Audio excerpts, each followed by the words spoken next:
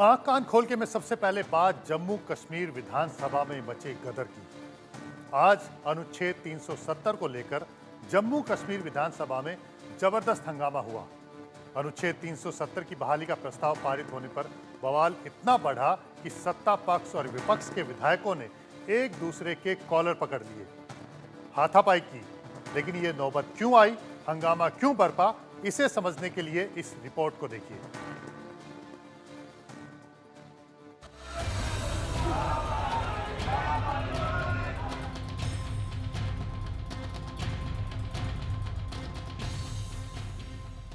जम्मू कश्मीर विधानसभा में गदर मच गया। विधानसभा मारपीट का अड्डा बन गई। सदन में धक्का मुक्की हुई, हाथापाई हुई, लात घूंसे चले। सत्ता पक्ष और विपक्ष के विधायक भिड़ गए और इन तस्वीरों ने लोकतंत्र को शर्मसार कर दिया। आज विधानसभा में बवाल की शुरुआत तब हुई जब लेंगेट से विधायक खुर्शीद अहमद शेख ने सदन में आर्टिकल 370 की वापसी का बैनर लहराया।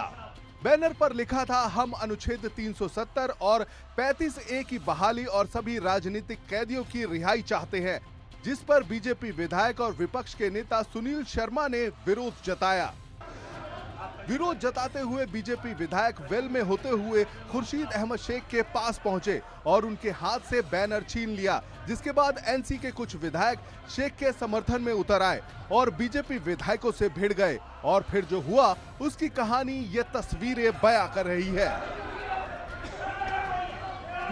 से इन्होंने बीजेपी के विधायकों को मार्शल द्वारा ये गुंडागर्दी का एक परिचय दिया है, वो भी असहनीय है। हम पिक्चरों में साफ देख सकते हैं कि किस प्रकार से भारतीय जनता पार्टी के विधायकों को धक्के मार करके वहां से निकाला गया। तो सरकार ही चाहती है कि वहां पर माहौल बिगड़े। जम्मू कश्मीर विधानसभा में आज जो हुआ उसकी आशंका कल ही लग गई थी, क्योंकि बुधवार को जम्मू कश्मीर विधानसभा में अनुच्छेद 370 की बहाली का प्रस्ताव पारित कर दिया गया। बीजेपी का आरोप है कि न चर्चा हुई, न कोई बात हुई और मनमाने तरीके से अनुच्छेद 370 की बहाली का प्रस्ताव पारित हो गया। इस विषय को जो है अपने मेंबर पार्लियामेंट के माध्यम से भी इस विषय को प्रॉपर डिस्कशन करने के बाद, क्योंकि मैं इस रेजोल्यूशन की निंदा करता हूं, भर्त्सना करता हूं कि असंवैधानिक तरीके से जिस तरीके से इस विषय को रखा गया है, और खास तौर पर जब 370 आज इतिहास का हिस्सा बन चुका है, 370-35 से इतिहास के पन्नों में गुम हो चुका है, ऐसे समय में लोगों का ध्यान बटाने के लिए, लोगों को बरगलाने के लिए ये विषय जो था आज असेंबली में रखा गया। अनुच्छेद 370 इतिहास बन चुका है। देश की सबसे बड़ी अदालत ने भी अनुच्छेद 370 को हटाने के फैसले पर मुहर लगाई है।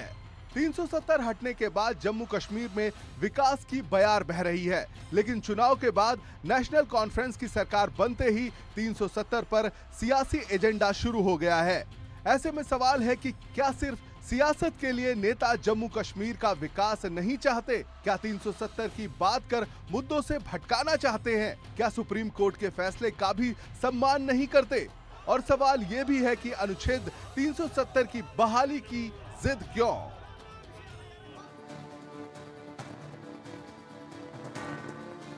अनुच्छेद 370 को लेकर हुए बवाल के बाद सवाल नेशनल कॉन्फ्रेंस के नेताओं पर उठ रहे हैं, सवाल उमर अब्दुल्ला की सरकार की मंशा पर उठ रहे हैं, और सवालों के कटघरे में विधानसभा में बैनर लहराने वाले विधायक खुर्शीद अहमद शेख भी हैं, जो बारामूला से लोकसभा सांसद इंजीनियर राशिद के भाई हैं। राशिद को 2016 में जम्मू कश्मीर में आतंकी फंडिंग के आरोप में यूएपीए के तहत अरेस्ट किया गया था। फिलहाल खुर्शीद अहमद शेख जम्मू कश्मीर की लंगेट विधानसभा क्षेत्र से विधायक हैं, और आज खुर्शीद के पोस्टर लहराने के बाद ही जम्मू कश्मीर विधानसभा में जमकर हंगामा हुआ। और इस बवाल को लेकर उन्होंने क्या कहा, यह भी सुनिए। अगर भाजपा के लोग टेबलों के ऊपर खड़े होके और वो स्पीकर साहब या सेक्रेटरी साहब की कुर्सी तक को हाईजैक करेंगे, तो क्या हमें एक सिंपल बैनर शो करने का हक नहीं है? और वो बैनर वही था जो कश्मीरियों के दिलों में जो चीज़ें हैं, जो हम 5 अगस्त को हम कंडेम करते हैं, रिजेक्ट करते हैं और हम 370 और 35A की वापसी चाहते हैं। जो हाँ बिल्कुल, आपने खुद देखा होगा कि जो हमने बैनर शो किया था, भाजपा वालों के ये हजम नहीं होता है, तो इस वजह से उन्होंने हमला किया। लेकिन ऐसे हमले अगर वो 1000 हमले भी करेंगे, हम लोगों ने जिस चीज के लिए हमें असेंबली भेजा है, हम वो बातें करेंगे। अब सवाल है कि क्या सोचे समझे एजेंडे के तहत 370 का मुद्दा उछाला जा रहा है? क्या जानबूझकर जम्मू कश्मीर के लोगों को भड़काया जा रहा है? सवाल इसलिए क्योंकि जम्मू कश्मीर में उमर अब्दुल्ला सरकार बनने के बाद 370 को लेकर हंगामा हो रहा है। लेकिन आंकड़े बताते हैं कि 370 हटने के बाद जम्मू कश्मीर बदल रहा है। जहां पहले गोली, बम धमाके, पत्थरबाजों का शोर था, अब वहां पर शांति है। पत्थरबाजी से लेकर आतंकी घटनाओं तक में कमी आ गई है। जम्मू कश्मीर में आर्टिकल 370 हटने के बाद पत्थरबाजी की घटनाओं में 91% कम हो चुकी हैं। आप समझ सकते हैं कि 91% घटनाएं जो है पत्थरबाजी की वो कम हो चुकी हैं। 2015 से 2019 के दौरान ऐसी 5063 घटनाएं हुई थी, जबकि 2019 से 2023 तक महज 434 मामले सामने आए। वहीं आतंकियों और उनके सहयोगियों की गिरफ्तारी में 5 गुना बढ़ोतरी हुई है। 2015 से 2019 के बीच 4 सालों में 427 आतंकी और उनके सहयोगियों को गिरफ्तार किया गया है। और दूसरी तरफ 2019 से 2023 के बीच में ही 2327 आतंकियों को गिरफ्तार कर लिया गया। 370 हटने से पहले 2015 से लेकर 2019 तक 631 आतंकी घटनाएं हुई थी, जबकि 370 हटने के बाद आतंकी घटनाएं घटकर 468 रह गई हैं। इसके साथ ही 2015 से 2019 तक 740 आतंकी मारे गए थे। जी हां, 740 आतंकियों का इनकाउंटर हुआ था। और वहीं 370 हटने के बाद 2023 तक सेना और जम्मू कश्मीर ने 675 आतंकियों को ढेर किया। इसका मतलब साफ है कि 370 हटने के बाद जम्मू कश्मीर में बड़ा बदलाव हुआ है। तो क्या ये बदलाव नेशनल कॉन्फ्रेंस और पीडीपी जैसी पार्टियों को रास नहीं आ रहा? शायद यही वजह है कि बीजेपी ने उनकी मंशा पर गंभीर सवाल खड़े किए हैं। कल का रेजोल्यूशन कांग्रेस और इंडिया अलायंस के नेताओं का टैक्टिकल समर्थन दिखाता है उग्रवाद और आतंकवाद के समर्थन में। ये भारत में हर नागरिक को ज्ञात है कि धारा 370 हटने के बाद नागरिकों की मृत्यु में 80% की गिरावट हुई। ये हर हिंदुस्तानी को ज्ञात है कि धारा 370 हटने के बाद जम्मू कश्मीर में आतंकी घटनाओं में 70% की कमी हुई। लोकतांत्रिक ढांचे के माध्यम से एक चुनी हुई सरकार विकास के मुद्दों पर काम करने की बजाय, भारत को जोड़ने की बजाय भारत को तोड़ने का प्रमाण दे रही है।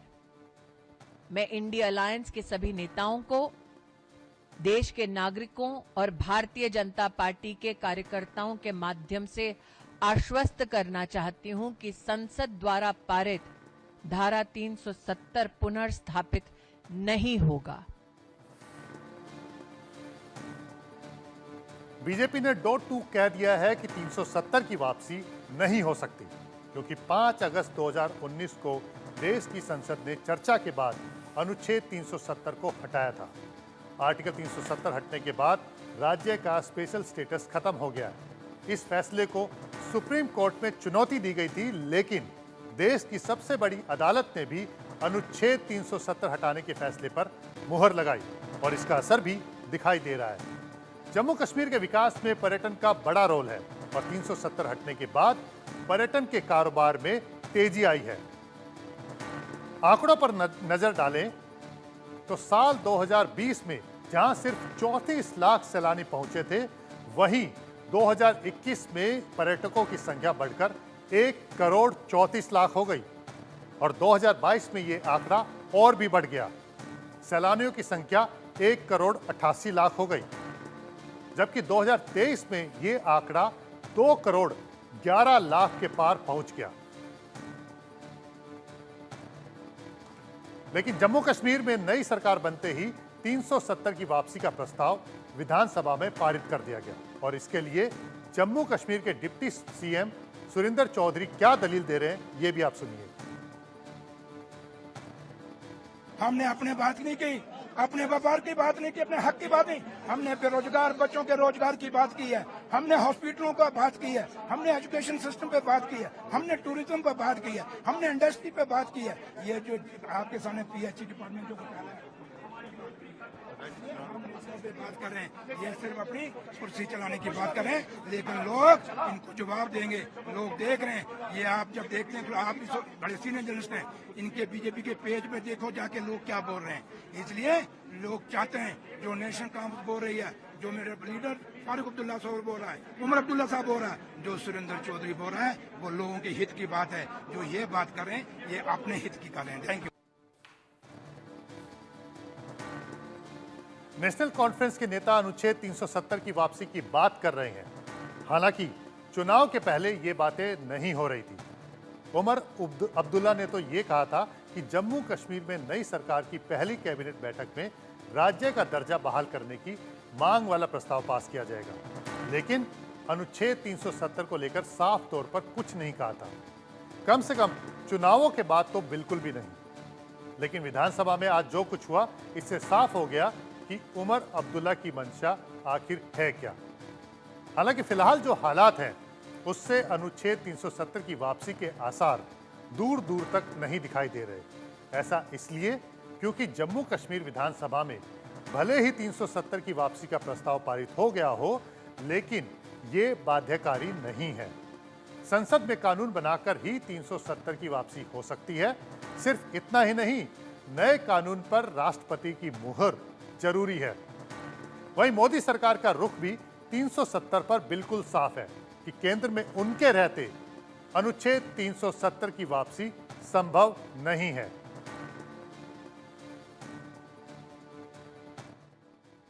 कांग्रेस पार्टी और नेशनल कॉन्फ्रेंस की सरकार ने जम्मू कश्मीर के अंदर पाकिस्तान के एजेंडे को, आतंकवादियों और अलगाववादियों के एजेंडे को दोबारा जिंदा करने की कोशिश और साजिश की है। जम्मू कश्मीर की विधानसभा का धारा 370 से कोई लेना देना नहीं है। जिस प्रकार चोरी छिपे धारा 370 के प्रस्ताव को जम्मू कश्मीर की नेशनल कॉन्फ्रेंस और कांग्रेस की सरकार ने विधानसभा के अंदर लाया है, वो गैर कानूनी है, असंवैधानिक है और ये देश के साथ गद्दारी की गई है। कांग्रेस पार्टी और नेशनल कॉन्फ्रेंस की सरकार ने जम्मू कश्मीर के अंदर देशद्रोही एजेंडे को आगे बढ़ाने की साजिश की है। भारतीय जनता पार्टी इस देशद्रोही एजेंडे को, कांग्रेस और नेशनल कॉन्फ्रेंस के इस पाकिस्तानी एजेंडे, आतंकवादियों के एजेंडे को कभी हम कामयाब नहीं होने देंगे। जम्मू कश्मीर में अनुच्छेद 370 की बहाली वाले प्रस्ताव पर विधानसभा में बवाल मचा है और अब ये बवाल सड़कों पर भी पहुंच गया। 370 हटने के बाद जम्मू कश्मीर में रह रहे 23,000 से अधिक पाकिस्तान से आए शरणार्थियों ने अनुच्छेद 370 की बहाली वाले प्रस्ताव के विरोध में प्रदर्शन किया और आरोप लगाया कि जम्मू कश्मीर के हुक्मरान वोट बैंक के लिए घाटी का माहौल बिगाड़ना चाहते हैं। देखिए, यही प्रदर्शन जो था, जो असेंबली में हंगामा हुआ कल श्रीनगर में, हमें वो देख के बहुत दुख हुआ कि वहाँ के जो हुक्मरान थे, जिनके हाथ में सत्ता आई, उन्होंने वोट बैंक की खातिर एक मैनिफेस्टो में अपना एजेंडा डाला था कि हमारी सरकार आएगी तो हम धारा 370 को वापस लाएंगे। लेकिन मैं ये कहना चाहता हूँ कि वो एक ख्वाब बन चुका है। वो दोबारा वापस नहीं आ सकती, ना ही आएगी। उस पे सुप्रीम कोर्ट ने भी मोहर लगा दी है और भारत की पार्लियामेंट ने उसको निरस्त किया है। स्पेशल स्टेटस की बात करें तो मैं कहता हूं कि जैसे हमारा पड़ोसी देश रियासत है हिमाचल प्रदेश, वहाँ पे 371 है, वहाँ भी कोई बाहर का आदमी ना तो जमीन खरीद सकता है ना ही नौकरी कर सकता है। तो वही स्पेशल स्टेटस जो है वो जम्मू कश्मीर को भी दिया जाए, ताकि हमारे जो यहाँ के नौजवान हैं उनके साथ जो नाइंसाफी होनी है वो ना हो।